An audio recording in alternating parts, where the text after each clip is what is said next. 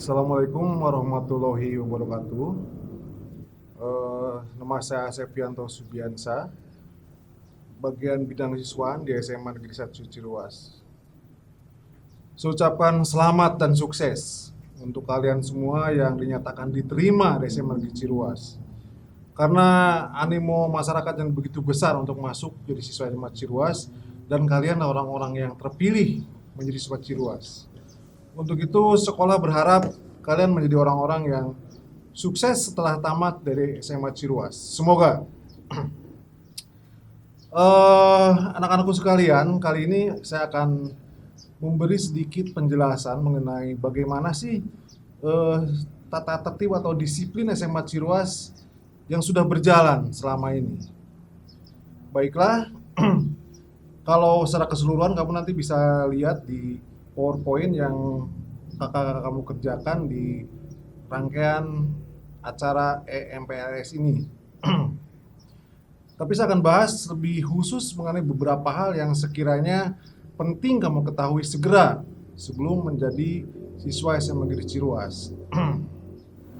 Ya, berbicara mengenai siswa berarti kalian sebagai siswa baru harus mengetahui peraturan apa saja yang berlaku di SMA Ciruas. Yang pertama tentang disiplin. Kita akan bahas kalau secara umum ya disiplin itu adalah untuk mengatur keserasian pada intinya. Guru mengajar, kamu belajar, dan seterusnya. Nah, di dalam KBM kita ada aturan. Yang pertama bahwa kegiatan belajar mengajar dimulai pukul 7.00 waktu Indonesia bagian Barat dan diakhiri pukul 15.20 waktu Indonesia bagian Barat kecuali hari Jumat. Kita pulang jam 15.30 karena memang ada Jumatan. 10 menit sebelum KBM dimulai, anak-anak sudah harus berada di dalam kelas. Kemudian peserta didik yang terlambat atau tidak dapat masuk tidak diperkenankan masuk kelas atau di lingkungan sekolah. Jadi kalian pulang ke rumah. Yang selanjutnya, peserta didik wajib membaca doa sebelum pelajaran dimulai. Selama belajar belum berakhir, peserta didik dilarang meninggalkan kelas tanpa seizin guru yang sedang mengajar atau guru piket yang piket pada hari itu. Kemudian peserta didik wajib membawa semua peralatan yang dibutuhkan untuk kegiatan KBM atau kegiatan belajar mengajar. Bila guru berhalangan masuk, peserta didik tetap berada di dalam kelas dan menunggu arahan dari guru piket. Nah, sekarang bagaimana tentang ketertibannya? Maka setiap peserta didik dilarang: 1. Melakukan hal-hal yang dapat menurunkan kehormatan atau martabat pribadi dan sekolah. Yang kedua, menyalahgunakan barang-barang milik sekolah. Yang ketiga, membawa, memiliki, menjual, membeli, menggunakan, mengkonsumsi minuman keras, narkotika, dan obat-obatan terlarang lainnya. Yang keempat, membawa senjata tajam, senjata api, gambar porno, baik dari buku, majalah, VCD, DVD, MP4, dan sumber-sumber lainnya. Yang kelima, merokok, berkelahi, mencuri, melakukan tindakan yang bertentangan dengan hukum, norma susila dan agama, serta melakukan tindakan kriminal lainnya.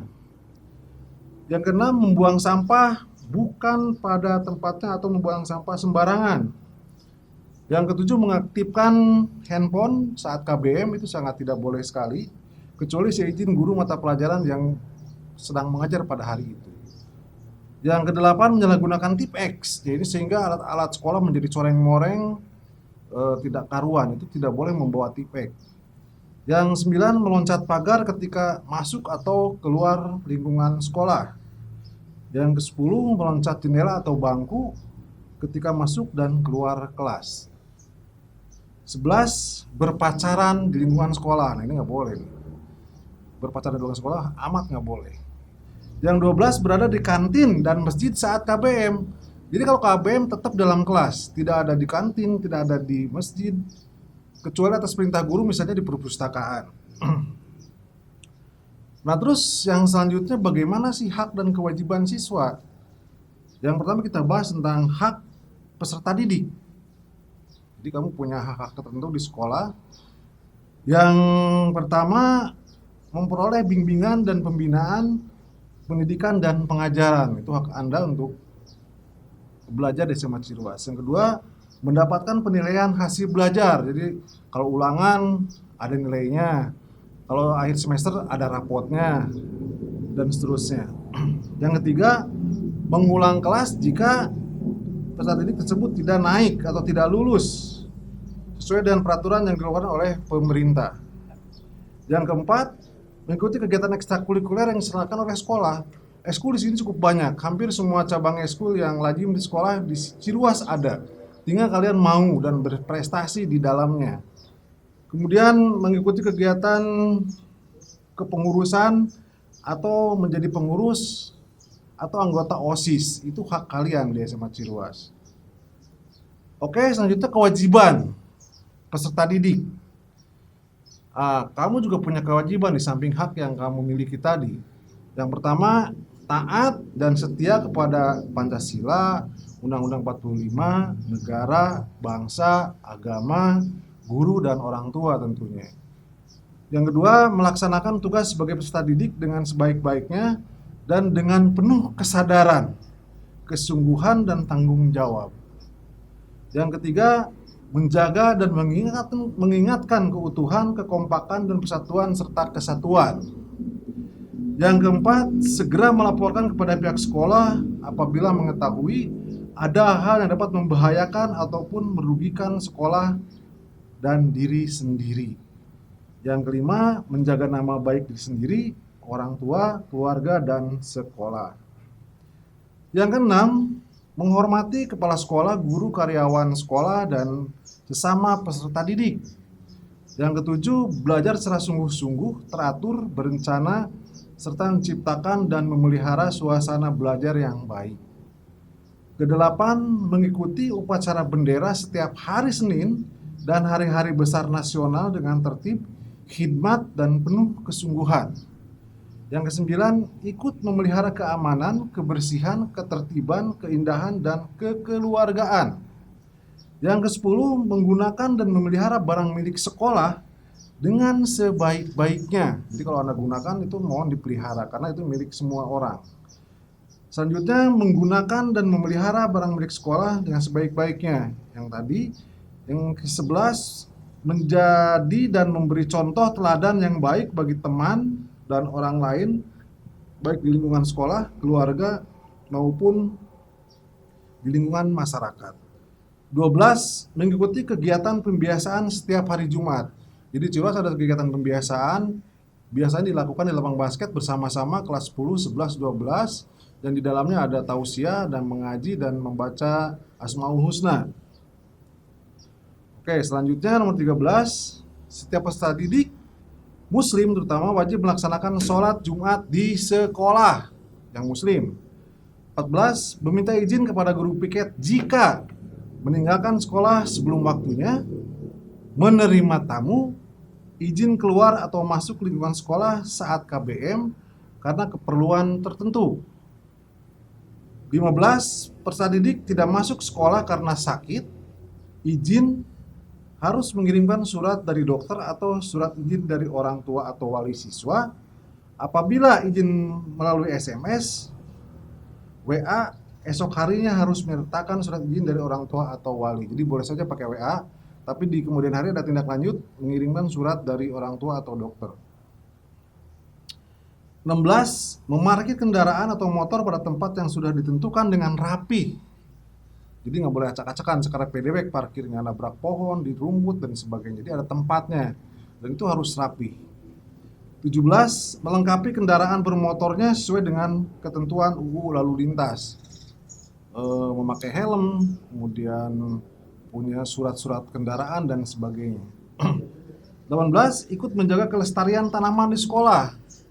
SMA Ciruas udah terkenal punya program Adiwiyata, dan kita pernah tercatatkan sebagai sekolah terbaik. Jadi menata lingkungan, memelihara lingkungan termasuk pohon-pohon adalah suatu kewajiban yang harus dilaksanakan oleh seluruh sivitas SMA Negeri 1 Ciruas. Nah, kalau saja nanti kalian melanggar tata tertib ini, maka sekolah mempunyai beberapa tindakan pelanggaran tata tertibnya.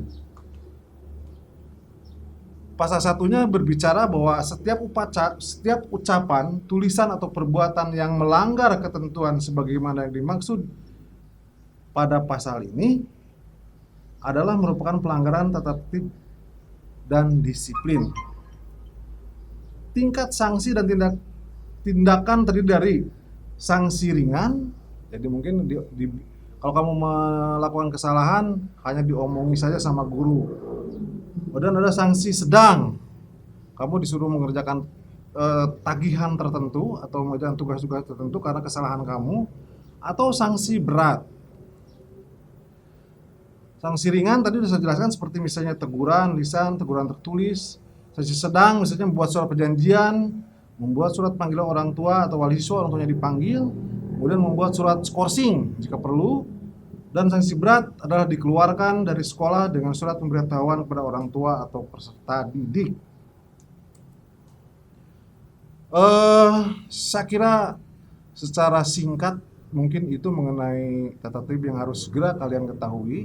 Dan sekali lagi selebihnya nanti kakak-kakak kalian di pengurus OSIS akan menayangkan ini di MPLS ini sehingga kamu bisa tahu secara keseluruhan tentang peraturan dan tata tertib di SMA Ciruas. Sekali lagi saya ucapkan selamat mengikuti MPLS ini di SMA Ciruas dengan tertib, dengan sungguh-sungguh, sehingga kita nanti bertatap muka tidak hanya daring seperti ini. Kalian semua sudah siap dan semangat. Sekali lagi, YLY SMA Ciruas adalah selamat pagi Ciruas. Belajar, berdoa, yes, yes, yes. Selamat siang. Terima kasih.